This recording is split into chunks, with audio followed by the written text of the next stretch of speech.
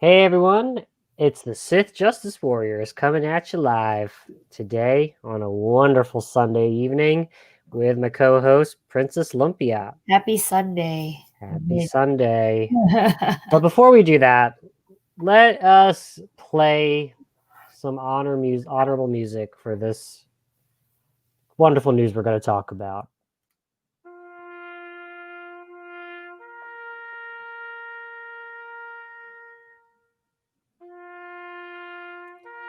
AMC theaters, Regal, every movie theater, in America at the very least.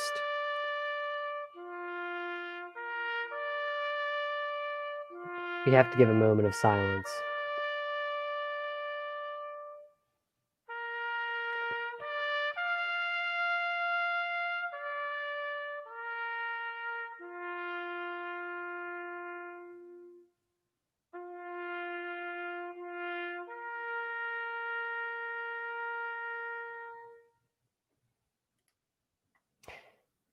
Now that that's over, Lumpia, please share the news about AMC, Regal, and actually unfortunate development when it comes to movie theaters moving forward. Yeah, and we don't know for sure on the AMC side, like what their, I guess, statements are around this, but it kind of stems from the latest that happened this week.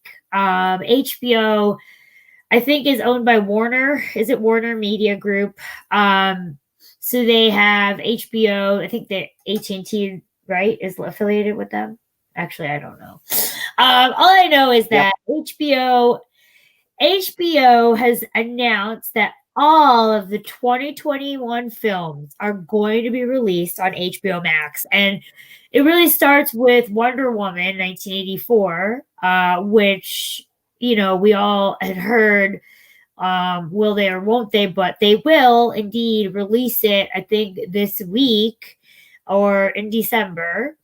I'd have to get the exact date, but they are going to release it to stream on HBO Max. So if you're a subscriber, you can watch it in the comfort of your own home, stream it whenever you want. When it becomes available, you don't need the Disney Plus special of $29.99 to watch it. You just have to be an HBO Max subscriber.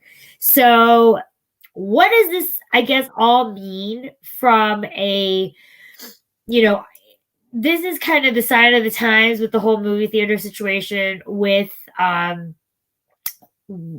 things are, and a lot of states have actually gone back into lockdown mode because of CV-19. And I guess it just bears the question, what does this mean for movies in theaters going forward and just the cinematic universe? We know that earlier this year, not earlier, but in the second half of this year, Disney doubled down and said streaming is their platform. As a matter of fact, this week, they actually, news came out that Disney Plus and Hulu are most likely going to be combined. They're looking into it. It makes sense. It's owned by Disney now with the Fox acquisition. So, yeah, I wanted to get your thoughts, Fan. It's sad because, all the analysts out there are saying AMC cannot survive unless it changes its business model, which is true because nothing is changing at this point, even with news of a vaccine. Regal has already shut down several of the theaters. I don't even think there are any in my area that are open anymore. But AMC is the largest global theater brand. What's interesting is that in Asia, people are still watching movies. So it's kind of ironic. But yeah, Fan, what are your thoughts? Because is this RIP to AMC, Regal, Cinema, whatever other brands there are? Like I said, AMC is actually the largest global. Or is this, I don't know, what's left? So I think to add to what you just said earlier, so AMC CEO Adam Aaron commented that clearly Warner Media intends to sacrifice a considerable portion of the profitability of its movie studio division and that of its production partners and filmmakers to subsidize its HBO Max startup. And then as for AMC, we will do all in our power to ensure Warner does not do so at our expense. We will aggressively pursue economic terms that preserve our business. So it's interesting. Again, the movie theaters are posturing as if they're in a position of power. Honestly, I don't think they are. They are saying, they understand the times of the coof virus and all that stuff, but they're also very optimistic about vaccines. Whether the vaccines can get people to come back out, we don't know. It's because funny thing is, it's very mixed messaging because some at the very least with some states, vaccines people said once the vaccines are out, you're faster to return to normal, and some states say that you're not going to return to normal to the following year. I mean, that's where we're at with the United States. It's very confusing, and obviously, that confusion is going to go straight to the consumer. Should the consumer actually have the disposable income to go out there?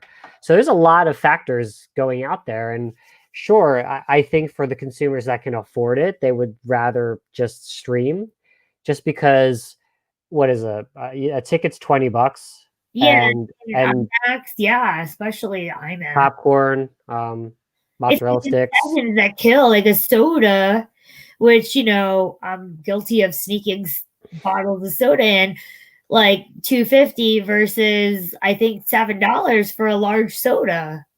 Yeah, and then there's beer. Again, if you just Yeah. buy your own beer at at what you call it at a beer store, you don't even have to dress up. um, so honestly, as doom and gloom as it's so easy to be doom and gloom about it. I think that there will be a place for movie theaters. It's just going to be very streamlined. I think the days of the 20-30 movie, 30 screen, was that ever a 30 screen? I know 20. 20, But like 24, I think is the largest I've seen, but I bet you there were 30s out there before. yeah, my point is that you'll be lucky to see 10. Yeah. And it's going to be the best 10. We're not talking about the typical ones that win the Academy Awards that nobody watches. It's going to be, simply put, Fast and Furious, uh, Marvel movie, DC movie, and Michael Bay movie. That's it. They're not going to take Well, you have any to have risk. Oscar movies too, those the Or thespians out no, the Oscar movies. No, they're not going to take those there. because those are not going to get enough to fill the seats. Oh yeah, this is true. It's those frou-frou ones that we like to joke about, right? That who the hell watches this? It's going to be just basically Transformers, Wonder Woman, Batman, Superman, the entire Marvel slate, and maybe Star Wars, which we'll talk about that. But I find it Star Wars is in a very fascinating place, and yeah, you're not going to see people take risks. Oh yeah, you'll get Toy Story. Of course. Yeah, you have to have Pixar somewhere. One, Yeah, other than that, you're not going to see like a normal, like the rom com. Remember those days when you're young, you want to take a date out, watch a rom com? yeah. I don't see many theaters, if you're going to scale down 10, are going to take a swing and knowingly miss that no one's going to watch that stuff. Yeah, yeah. No, I agree. I hear you. And then again, there's a lot of socio-economic impacts of our shutdowns and how we mentally as a society are reacting to this, Yeah, and that's a completely different area that we're not going to touch. yeah. No, um, but I agree with you to an extent about something that you brought up. Gone are the days where it's going to take you 10 to 15 minutes to get to a movie theater. If there are any left after this, you're going to drive an hour to go watch a movie because you're going to drive yeah. 45 minutes to an hour because the nearest movie theater is going to be far away from you. That's what it's going to be. But anyway, go ahead. No, you're right. uh, you know what also is going to be tough is the movie theaters, like in the city.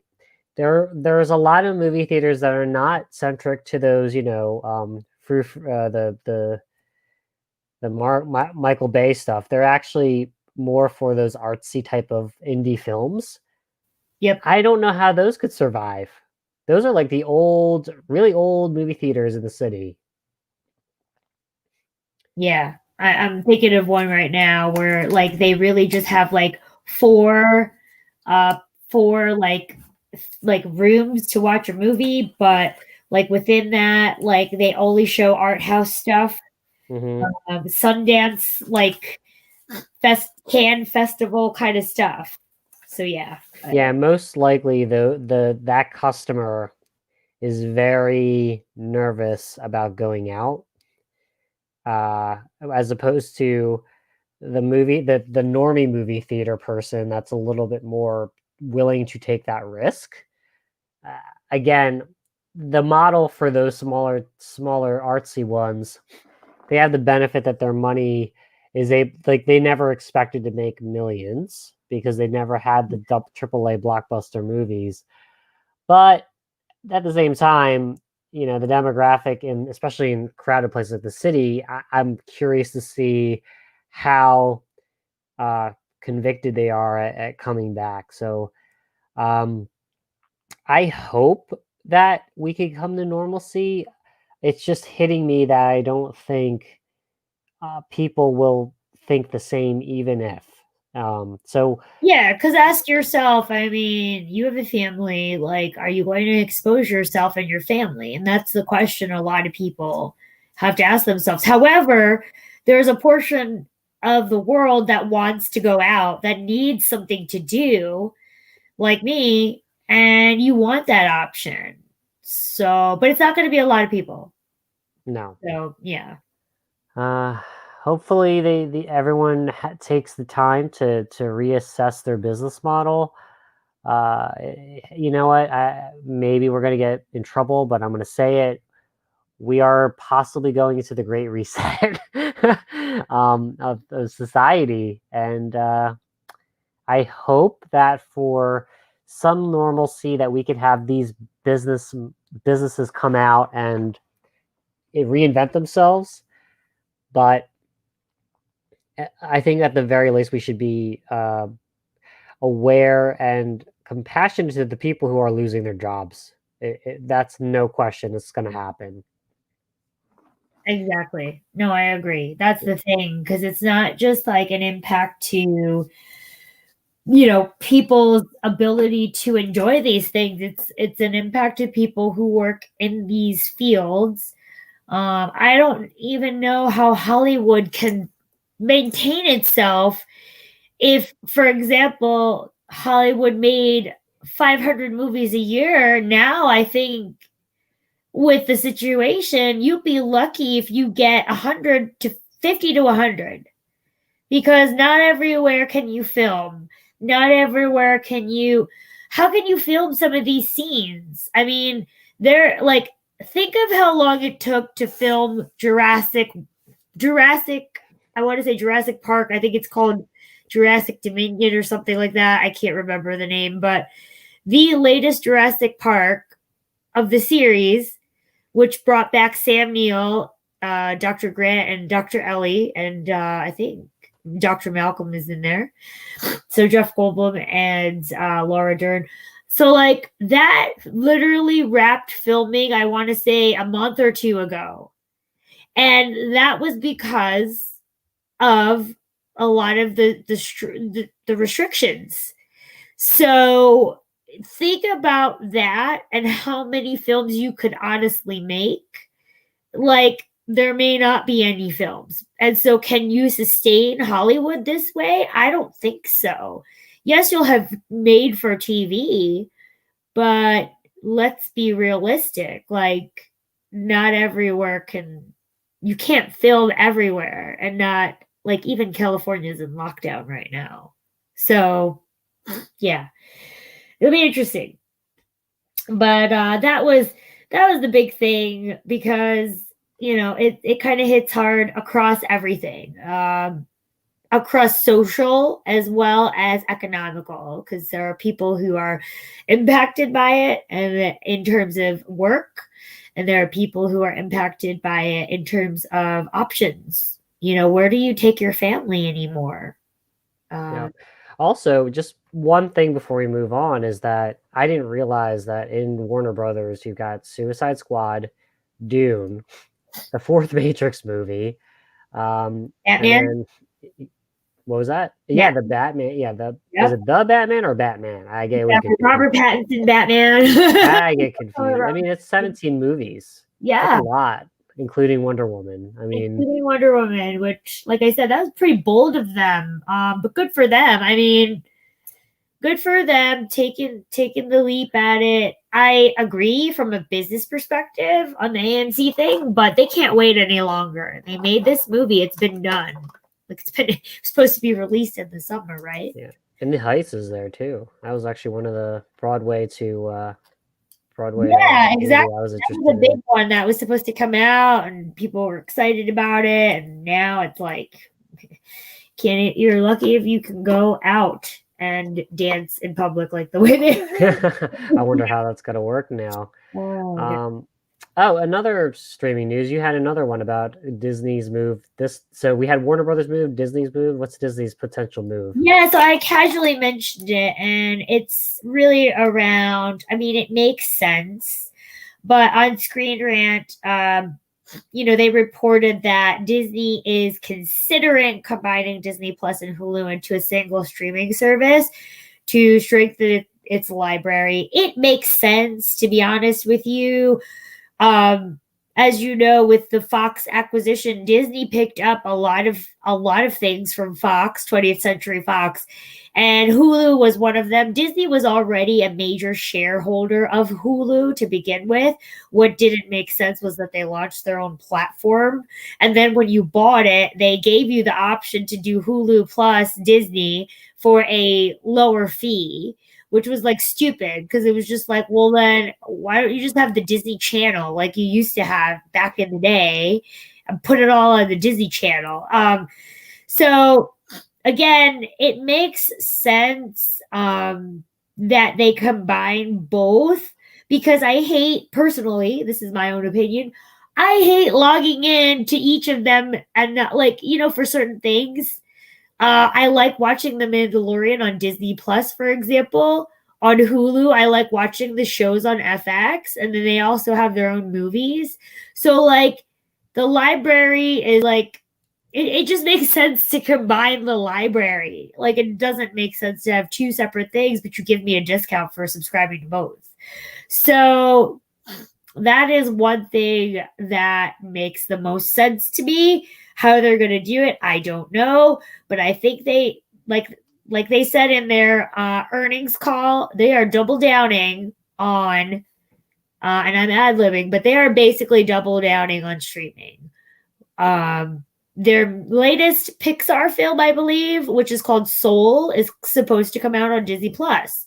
So even though Mulan really didn't do as well, their TV streaming is doing well. Mandalorian, they did push it. They did push out a lot of their Marvel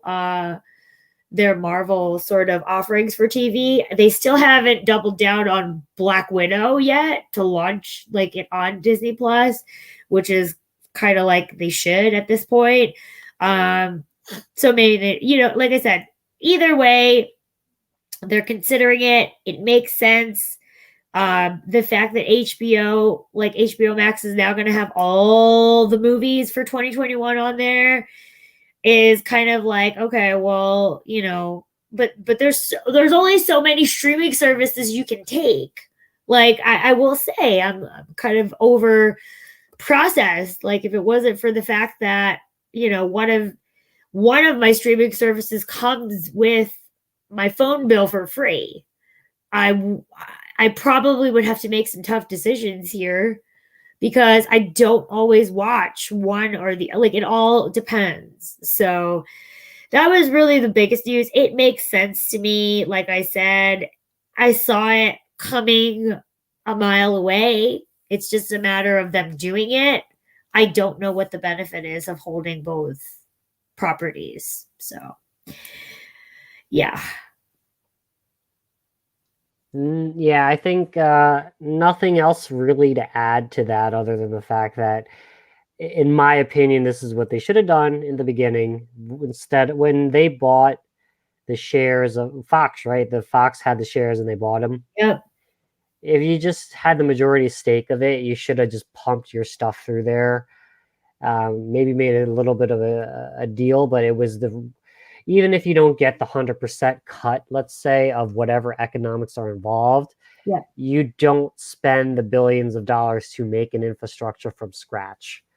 Uh, that's what you're seeing, right? So HBO Max has the benefit of the entire Warner Brothers suite of movies, right? So the Disney has Disney Plus. So the other companies out there, like MGM with what's his face, James Bond, they have to figure out which of the Netflix, Hulu, and whatever streaming platform they have to go on. Maybe Vudu, who knows? Yeah. We'll have to hopefully just get to a point where we're not spending $100 a month on 10 services. That's too much for the average consumer.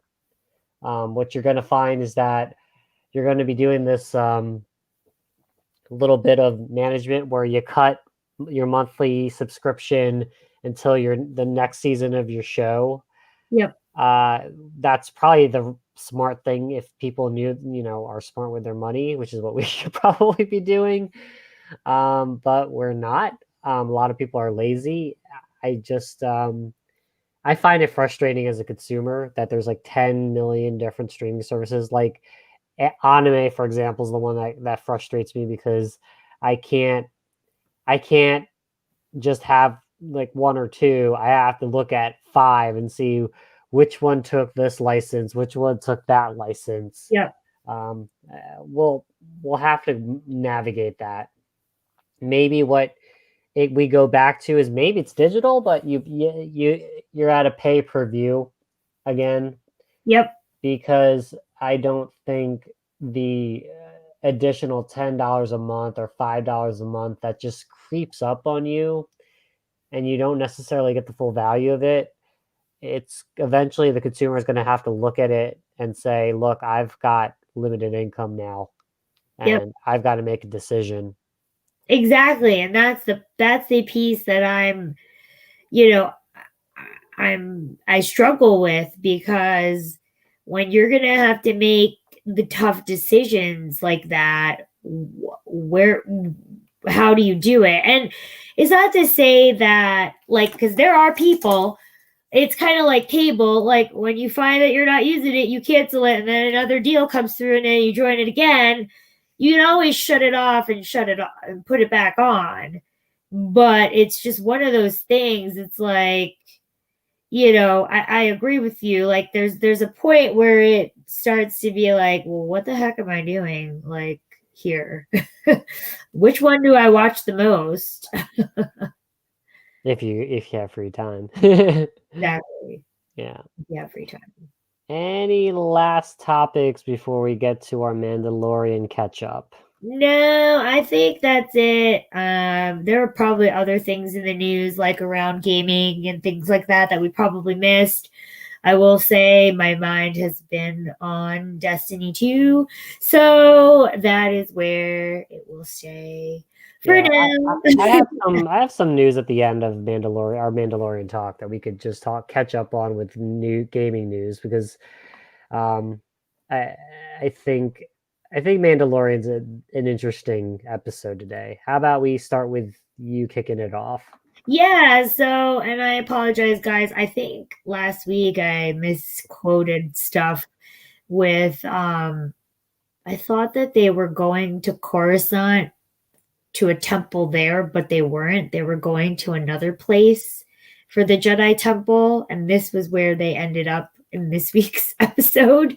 And so, like, either way, it was, I will say, a action-packed episode, aptly, and I will say there are spoilers, guys, total spoilers, so please We'll probably spend the next 20 minutes talking about it. So if you want to skip the spoilers, please fast forward around 20 minutes.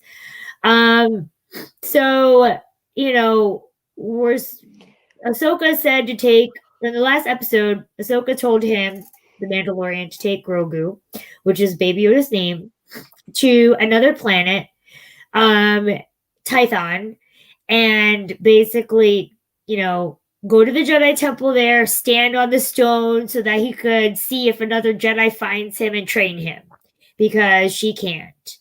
And the more I think about it, I kind of am mad that she can't, but whatever. Anyway, I got over it. Either way, they get there, Baby Yoda or Grogu. I gotta get used to calling him Grogu. It's a really harsh name, but we'll get there. He is trying to stand there to communicate, and this force field sort of kind of enrobes like the temple, protecting him, and it's taking a lot of his energy as they're like, I guess he's trying to reach out to the next potential Jedi to train him. We run into none other than, and I think we were leading up to this, Boba Fett. And I can't wait for your take on Boba Fett, which I will say Boba Fett aged, but he is portrayed by Temuera, I think Morrison is his name. Temuera Morrison, who was Jango Fett in the, Star Wars episodes 1-3, rightfully so, and he is the imprint of all the clones, right? So he is there. He is seeking his armor, and believe it or not, he healed. Oh my gosh, what is Nick Nolan's character? Fennec. Okay. Fennec, who we saw in one of the episodes, basically she died because she got shot by that weirdo boy. And so he actually saved her life and made her sort of bionic. It was weird how he did it, but he did. He was the guy that you saw on Tatooine that basically salvaged her. He is also the guy, that robed figure, and he's looking for his armor and he wants it back, and that's what starts it all off. And in the meantime, while all of this is happening, what's his name? Gideon is en route to get Baby Yoda Grogu.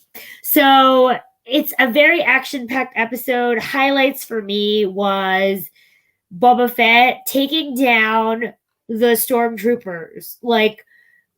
That was kick-ass, considering he's old and was eaten by that thing. Sarlacc. The Sarlacc. So considering all of that, he it really shows you this is freaking Boba Fett. And that was cool. It was cool to see Fennec with the sharpshooter skills, really utilize them. I don't think we saw the full, her full expertise. What was confusing to me were the dark stormtroopers, which we'll get to in a minute, that Gideon unleashed. And at the end of it all, all this fighting and everything, I will say, it made me realize that Boba Fett is one of those characters. I mean, at the end of the day, he's a mercenary. He rightfully deserves the armor because the Mandalorian basically was questioning why, because, he's the strict kind of Mandalorian versus the flexible kind that, oh my gosh, Katie Sackhoff's character is. So, he kind of proves to Boba Fett kind of proves to him that he is rightfully a descendant of, his father was a foundling. Jango was a foundling who gave him the armor, so he rightfully deserves it. That settled. The biggest piece is that the child was stolen, and that's why I say it's aptly titled Tragedy, I think it was called, because Gideon does get Baby Yoda, Grogu, with the dark stormtroopers, which are they look like Terminators. like, which was strange to see. I just thought that was really strange. Um, the Mandalorian was a little too late. The thing is that, like I said, Boba Fett's a person who is very upstanding with his, I guess, his transactions, if you will, or his promises. He said to, the Mandalorian, basically, we promised in exchange for my armor to keep the child safe, and we're going to see it through to the end. And so they are going to try to rescue the child, because that is the way for him. And I appreciated that, because I never thought of him as a supporter of the Empire, but I will say now it really makes me believe he was just a guy out there doing a job. And it's not that he has a heart, but he sticks by his word, and I appreciate that. Anyway, later on, the last thing from a highlight perspective for me was that Grogu was taking down some of the guards in the cell that he was being held in, but it takes a lot of energy from him. But it made me really think that Gideon could train him to be with the dark side. Because if you remember, Ahsoka Tano said there's a lot of fear in him. As we all know, fear leads you on that path. So thought that was interesting. But I will leave the floor to you because I've talked too much. I mean, you stole my focus, which was the Boba Fett. First off, it was kind of funny. I'm like seeing Boba Fett with the staff just like wreck everybody. I'm like, oh, this is pretty cool. No, but I need you to say it. I need you to say what you described it to me as. What, with the Boba Fett dad bod? I saw that on Twitter. Yes, you did. I stole that on Twitter. You're like that Boba Fett. Yeah, dad bod Boba Fett. I mean, maybe he was lacking some armor there because, like, I thought maybe he was lacking some armor. But you know what? You grow old. I mean, I'm not gonna say, oh, they made him look bad. I'm just gonna say that's a bit more realistic. The man. Well, hold on. I might retract this live on TV, on camera here. How many years has it been since episode 6? Oh, I don't know. This is where I'm just kind of like the timeline. I've got to go and Google it because first off, you're being digested by the Sarlacc. Oh yeah, which is slow. Remember, it's very slow. It's a very, very slow digestion. Okay, so then I see the scars. But then, you know what? Maybe he got fat because he was resting and recovering. So, okay. Okay, maybe I went 360. I just the armor. You know what it is? He's not really a fat guy. He's actually not. It's the armor. He's missing armor, isn't he? The armor is too small for him. Yeah, because the armor was all the way down.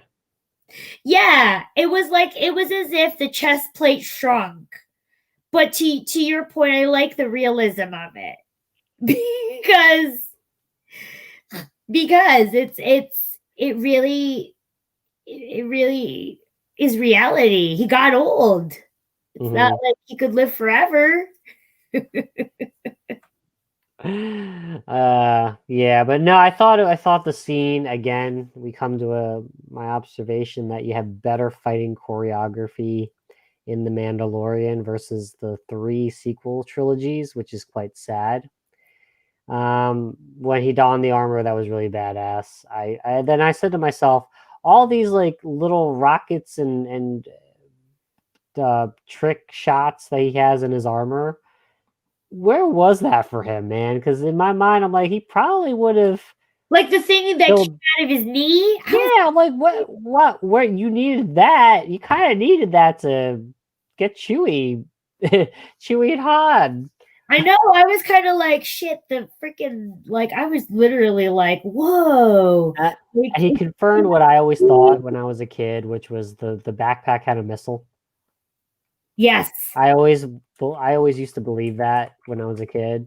Yeah. And again, he never used it. But it was so obvious when you saw the Slave One go through the sky. You're like, oh my god, it's Boba Fett. But I was like, oh dear Lord, Please don't let it be the Kathleen Kennedy rumor that this is not Boba Fett, but rather it's FemFett. Oh God. I didn't believe it. You can't do that. Like, Yes, they can. This is no, Kathleen Kennedy. I'm saying in the sense of like you can't do that when you just brought this guy back unless he passes Oh, it on to oh. somebody. Don't you get that? Don't you get in Kathleen Kennedy's head? The next episode, what if Boba Fett dies and gives it to Fennec? I'm just saying, dude. Do not underestimate the power of Kathleen Kennedy. You thought I was going to say the dark side. Do not underestimate this woman. I'm being dead serious. Either way, fun fact: everyone is like loves searching for gaffes in these Mandalorian episodes, and in this one, there's a helicopter behind Boba Fett. So if you're looking real hard, it's a helicopter. Well, they're going to digitally take that out. Of So course, they took I'm out gonna the miss it. guy. They took out the jeans guy, so it's canon now. Canon. Yeah, I mean the other thing too. I'm sorry, I gotta say this. Moth Gideon's right hand commander. Oh, the woman? Yeah, She looks that just felt familiar. pretty forced. I'm sorry. Wait, what? That felt forced in my opinion. Yeah, but who was she? Looks familiar. Like I saw her and I was like, who the hell is that person? Because she looks really familiar. It's good to know the Empire is getting the hint, and they need to make sure they got their quotas. Yeah, yeah. Yeah, no, she's acting all like badass and yes, Commander. Like, is it like she's supposed to scare me? And I was just like, come on. I'm like, come on, man. Like, uh, should I continue or should I just leave it there? No, we can leave it there, but I get it. I felt it too. I was kind of like, who the hell is this person? They But gave her too much screen time. That's the better way to put it. And that's not saying much too. The funny part is I felt like she had too much screen time and she really only had 2 minutes. yeah, she really only had 2 minutes, but it felt like she said a lot in those 2 minutes. No, it felt like they put her in the forefront, and I'm like, lady, like, no. I'm like, you're not scaring me. You're not. What are you going to be, the next Gideon Moth? Like, get out. Oh my god. Oh my Sit god. the hell back down. Like, is Darth Vader supposed to be scared of you? Oh, actually, Darth Vader's dead. So you know what? Kylo Ren probably would be scared of her. Let's leave it. Let's leave it at that. The questions that for the future. My other observation was the idea that, like I've said it before, I'll say it again. Do we need a Star Wars movie ever again? Like, I don't think we do. I actually think, and it's sad, the TV is fine.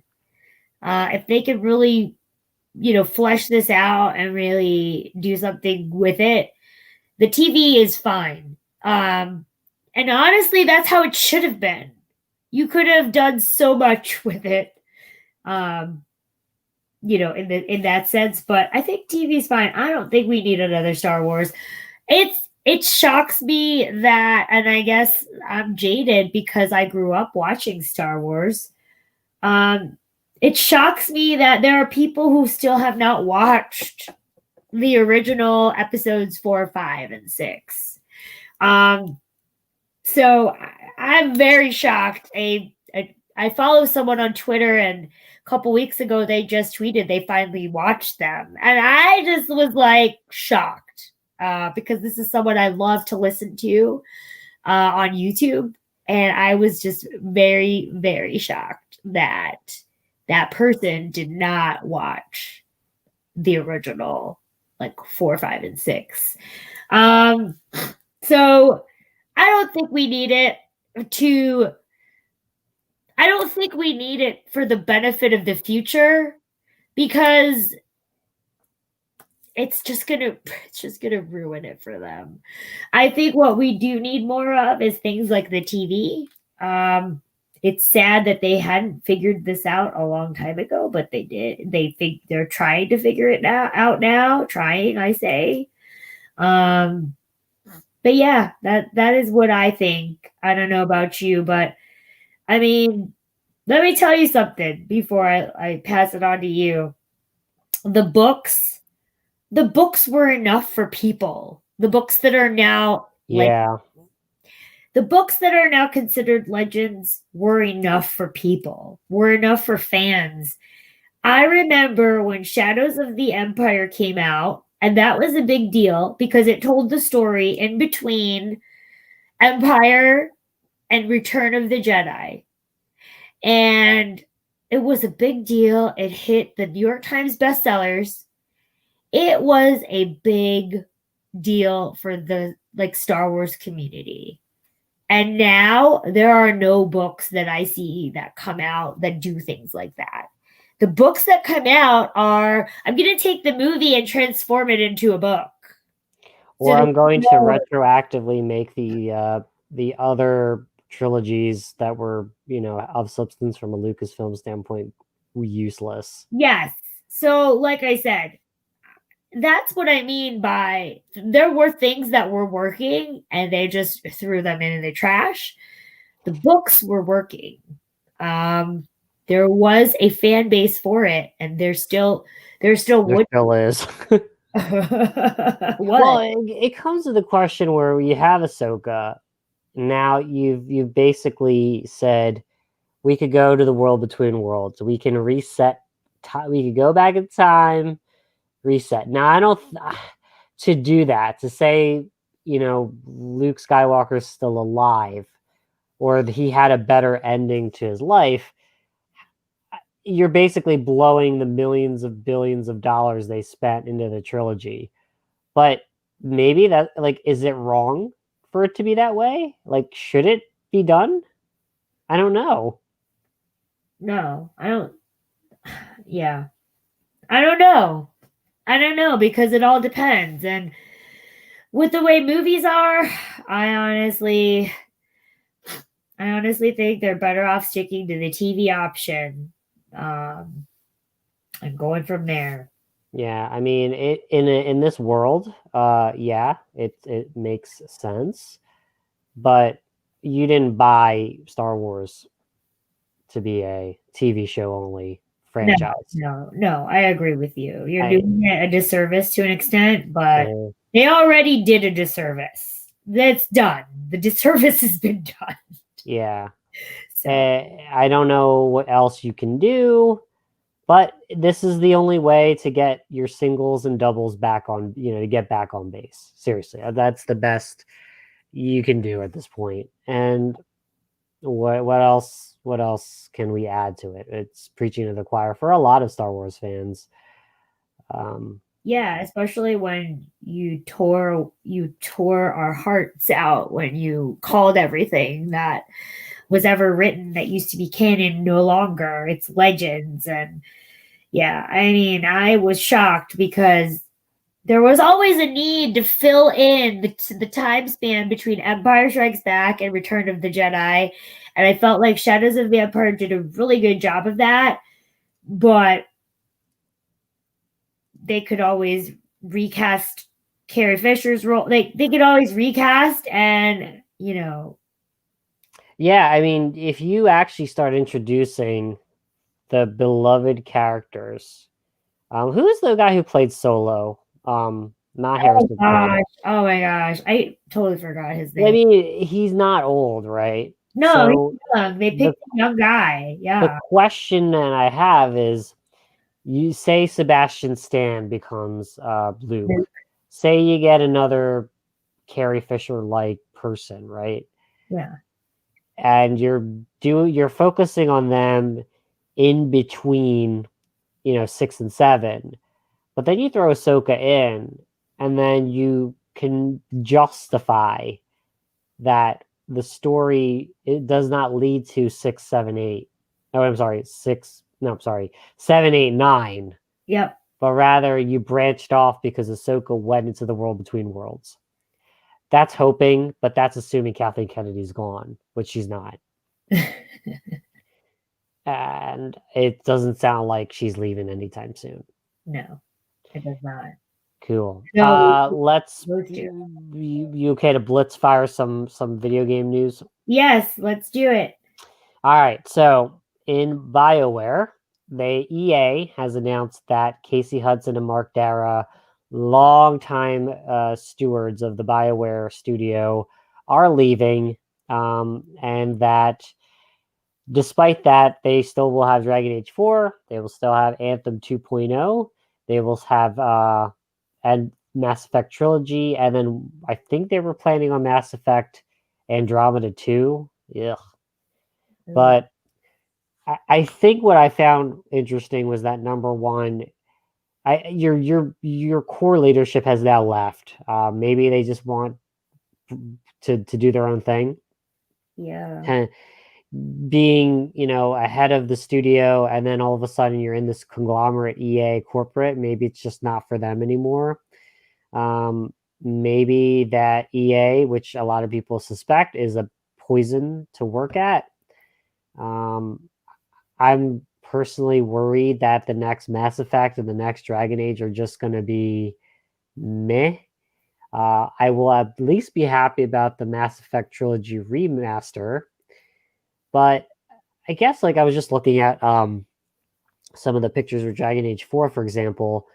It looks cool in terms of a storytelling world, but it's kind of all over the place in a weird way. Like you got a kraken, you got a centipede monster, you got demons and skeletons, you've got political stuff of kingdoms and poor and rich people.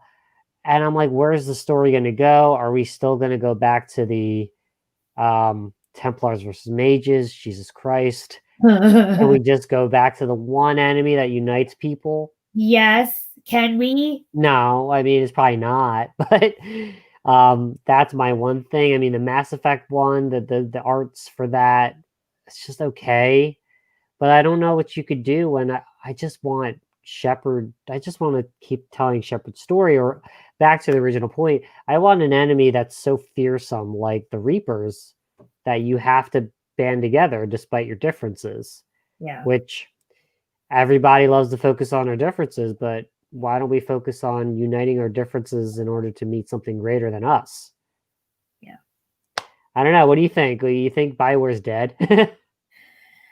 Oh man, that's really sad to hear. I actually did not see that news until you mentioned it. Like all good things, they must come to an end. And I think what you said makes sense. Perhaps corporate America, I mean, isn't that what happened with Bungie? Isn't that what happened? Bungie, yeah, Bungie wanted to do their own thing. Microsoft said, "I want you to work on Halo forever." No, and they said, "Fine, let us be free." Yeah. And then they realized we shouldn't have done that. And then you had Destiny. Instead of Destiny being a Microsoft exclusive, it is Yeah. everywhere.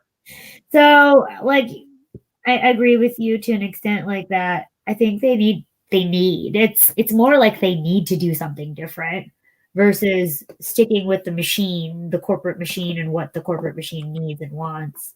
But I will say, like, I don't have Apple TV, but there is a show on there, like Mythic Dragon Quest or something like that, and it really talks to this whole developing video games thing. And I only watched the first few episodes, but I think that's truly what goes on at these things, and I think that there's some truth to it. Like, it's really, really, it's not an easy industry to be in, and when you're used to operating separate of something bigger, you probably, and then you get like you get basically, you know, acquired by a bigger thing. Like, it becomes a little bit harder to take. So it's a sad thing because the history of, like you said, Mass Effect, Dragon Age, it's going to be gone with them, but it's a good thing because maybe something different is what we need. Because I will tell you, I wasn't very happy with Dragon Age 2. Well, 2 I could stomach. 3 I was not happy with. Like you said, the the core of the game was not there, and maybe that's because they didn't want to be in it anymore. And I don't want someone working on a game that I love that hates it. Because that negative energy is going to be in it. So I'm happy because maybe new talent, new vision is needed, but I'm sad because the history of it all. Like the initial game that made you want it, that made you love it so much, came from Mhm. those people, and that's gone now. It, So yeah, and I wanted to add to this, right? So I'm just looking at these, and I'll share it to you offline. The pictures talk about this rich lived-in world, not talk about, but like you can just see it in Dragon Age 4. But it comes back to your point where Dragon Age 1, I have this holy war with the Darkspawn.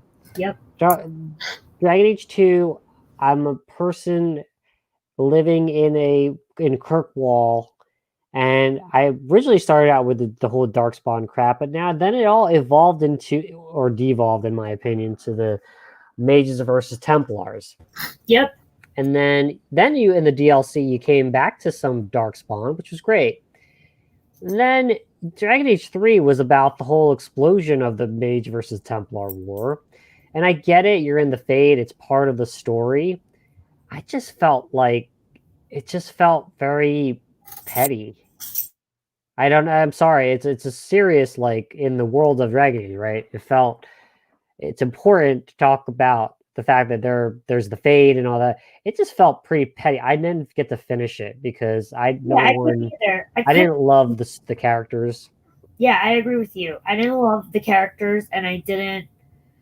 I it was that bad, like that. I couldn't see it through because I didn't believe in. I didn't believe in the story.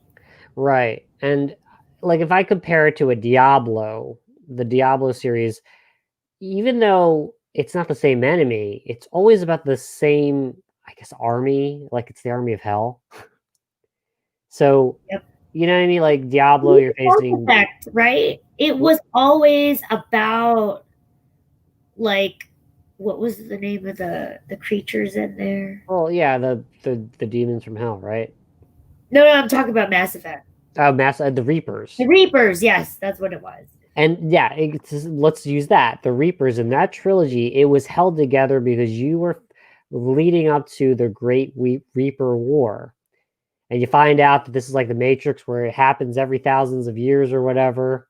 And then you're fighting a battle that you're basically not going to win. And you're taking a leap of faith on this one way to beat them. But the funny thing is once you got to Andromeda, the enemy was like this.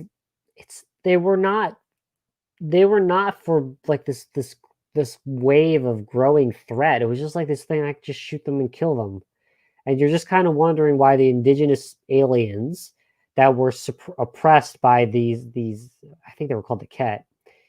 Why the Ket just dominated them, and I'm like, I'm just killing them with my bullets. Like, why can't you guys do it?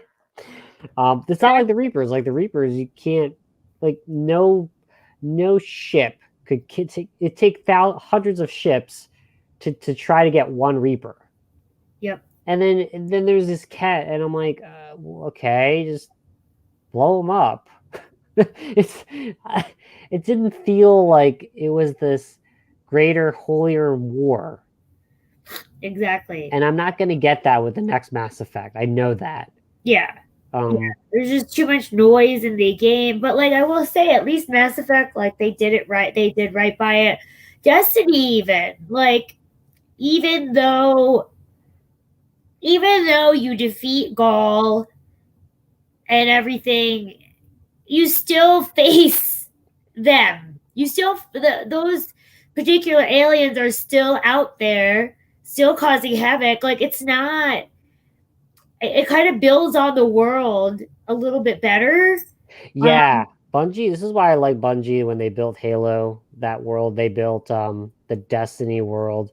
They really make me believe that this new threat. So I don't know if you want to call them the threat, the darkness. Yeah. They built the darkness in Destiny 1. You never fought them.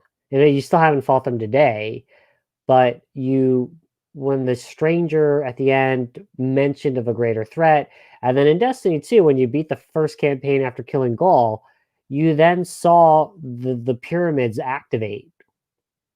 Yeah. And then it took you how many years of DLC to finally have them take over and just consume world. Yeah. So You like I know, said, like there's a overarching theme which is consistent with the first game, and I appreciate that. And that's where I'm kind of like, if that's the case, I don't know why they couldn't have done that. Like I said, go back to what you said. There's a reason they left, and I'd rather have someone who wants to work on the game than someone who's unhappy there. And that will translate into the game. And well, I really believe that it's for the best. I mean, Anthem's another one that needs it, but I Oh my will God. caveat that I do want people that want to work there to work there. I just don't want people who want to take established things and just bastardize them like the way they do with Andromeda. But I'll leave it there. Uh, we got 5 minutes left. I think I'm going to cut this one to one more PSA. I'm not going to talk about any more Cyberpunk stuff because I'm waiting for Amazon to deliver my Cyberpunk game. you. I should have. I should have bought it on. I should have pre-ordered it on Steam, but apparently I bought it. Well, because you get the freebies, right? You get the I freebies. do actually. Oh. Yeah, Oh. I do. I do get the freebies, but I bought it. I bought the PC version, but on Amazon. So I get the freebies and I get the I do get the code, but I have to wait to get the code to download it, and I think it's like Well, I 60 mean, Best gigs. Buy, speaking of which, sorry to interrupt, but Best Buy admitted that the street date, they broke the street date. So they shipped out some things earlier. So anyway. Good for them. Whoever got it, good for them. Yeah. Yeah, they're not. I think they don't want anyone to stream it. The people that already have it in their hands. So I will figure out a way to stream it. Though I think I've streamed before, so I will stream it.